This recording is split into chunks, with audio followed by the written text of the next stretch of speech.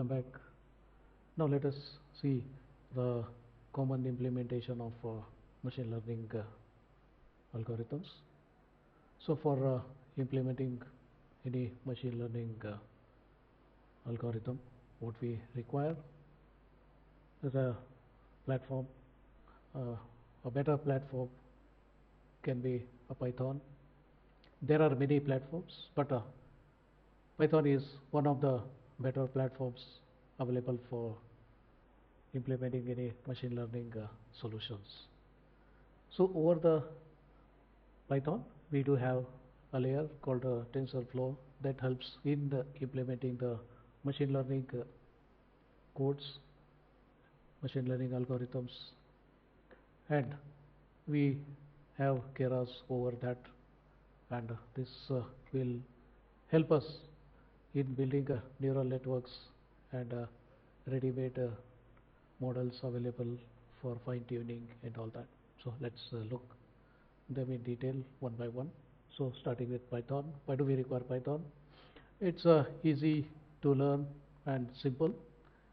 Python has a simple readable syntax, almost close to English, whereas in other languages like C, C++, Java and all that, most of the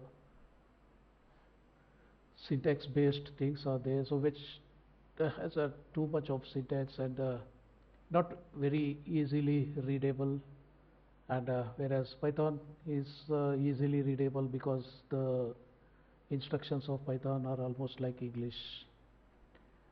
So the beginners can focus more on machine learning concepts rather than struggling for the complex programming details like the opening the brace, closing the brace and all such issues. Then about the syntax, about the various aspects of programming language. Too complex issues are there that steal most of our time in writing the code, and very less time is available for implementing what actually we wanted, that is a machine learning component. So for example, building a neural network in Python takes only a few lines when you compare with Java and all that. So it takes some pages of program to write a neural network and all that, but in Python just a few lines are sufficient to solve this problem.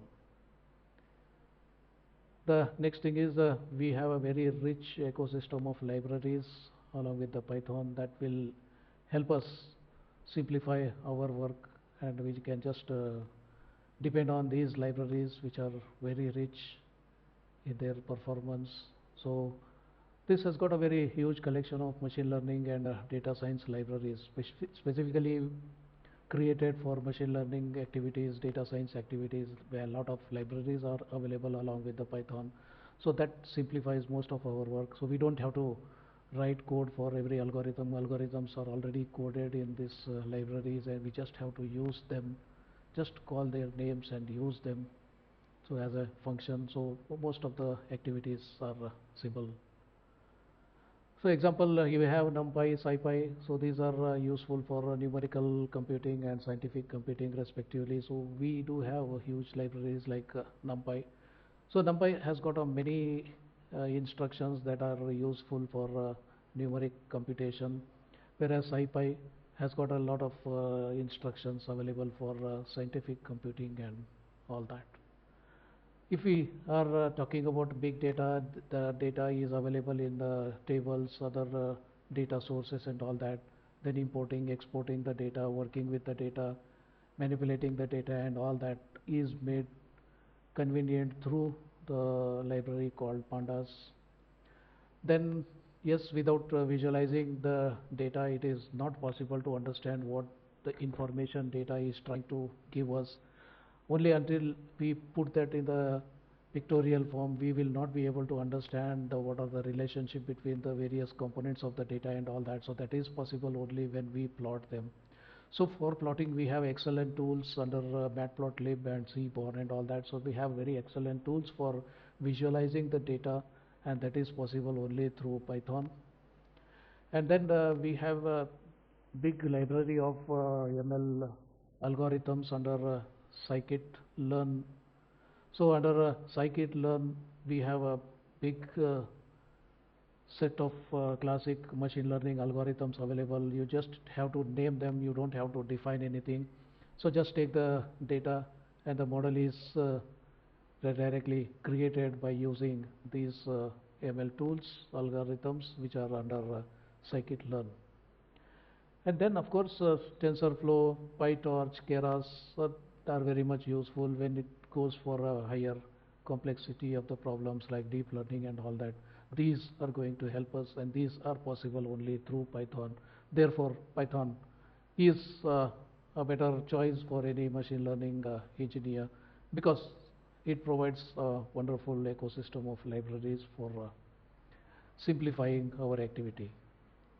So these ready-made tools save time and effort, so we don't have to worry much about that. Just I have to decide, should I use this algorithm or that algorithm.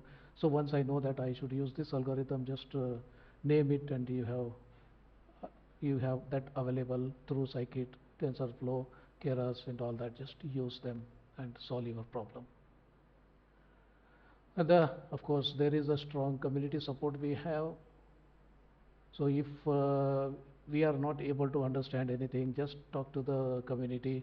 So millions of developers and researchers are using Python, and they have a common platform to interact with each other, and tons of tutorials, documentation, GitHub projects, and forums are available for Python.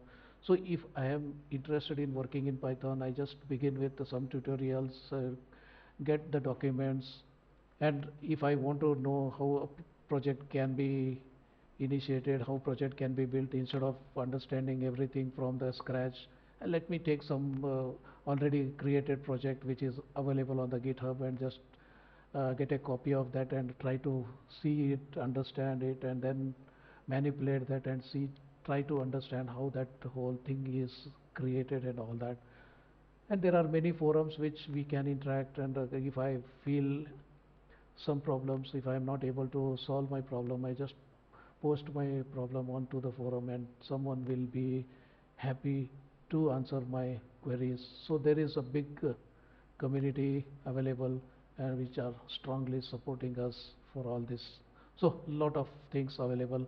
Don't have to depend only on some textbooks or anything. So whole world is available for us for giving their support. So that's the advantage of working with Python.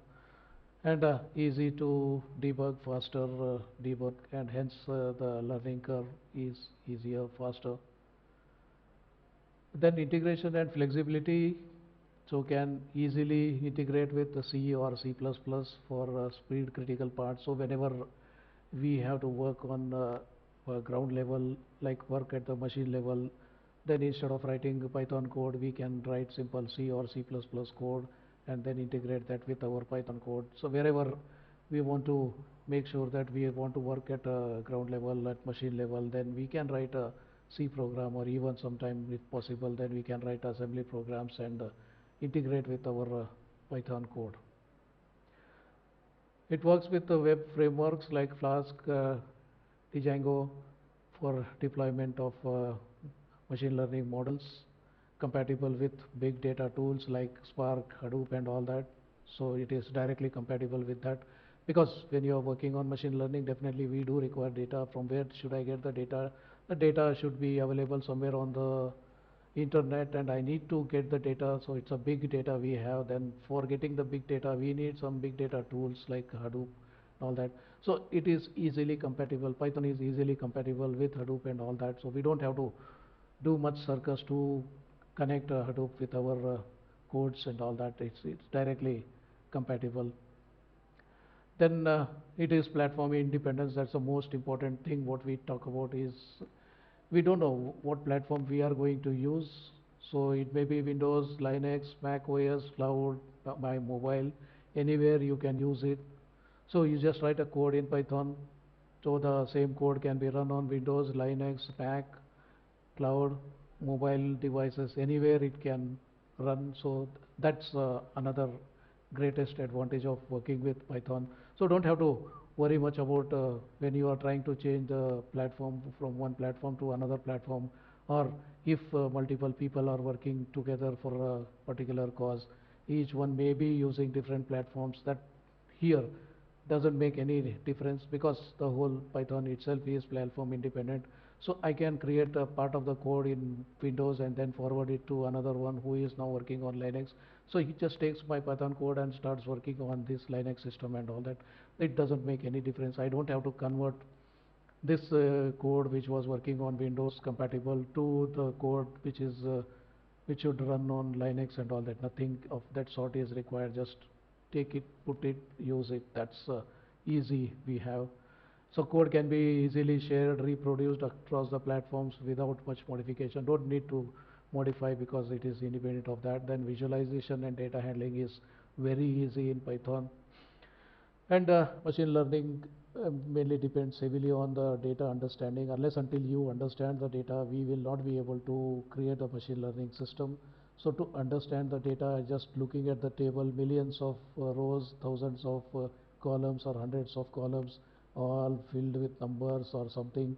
Just look at that, it's a big ocean. We can't make out anything unless until you put it in some graphical way. So that is most important. So visualization is the most important tool we do have to understand the data. Only after understanding the data, we can go for what model to build, how to work with data, and how ML system can be built and all that. So that is possible because Python has got all the visualization data handling tools, and Python provides excellent tools to visualize the trends, patterns. So these visualization tools are Matplotlib, Seaborn, Plotly, and all that. So there are many such tools available, and these tools are so strong that in a simple one or few lines of course you can create wonders. Look at the whole big world of data put on one dashboard. You can just assimilate all the information about the data onto one screen, and that is possible only through visualization tools. And very happy to claim that Python has got a very strong visualization tools with it. So that's why the Python is required for that. And it's definitely an industry and research standard. Python is the default language for AI/ML research and the industry.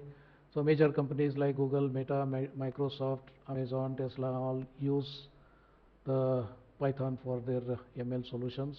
So in short, if I want to say that Python is popular for machine learning because of its easy, powerful, flexible, and has a huge ecosystem of libraries that make experimenting and deploying the models fast and easy. So that's something about Python, introduction to Python, why Python has become so strong in the AI/ML world. So these are few uh, details or a few aspects where Python wins the race in the AI/ML world. So that's as of now, that's it about the Python. The next in this series, let's see what can be done in the next level, which we call the TensorFlow. So as of now, signing off. Thank you.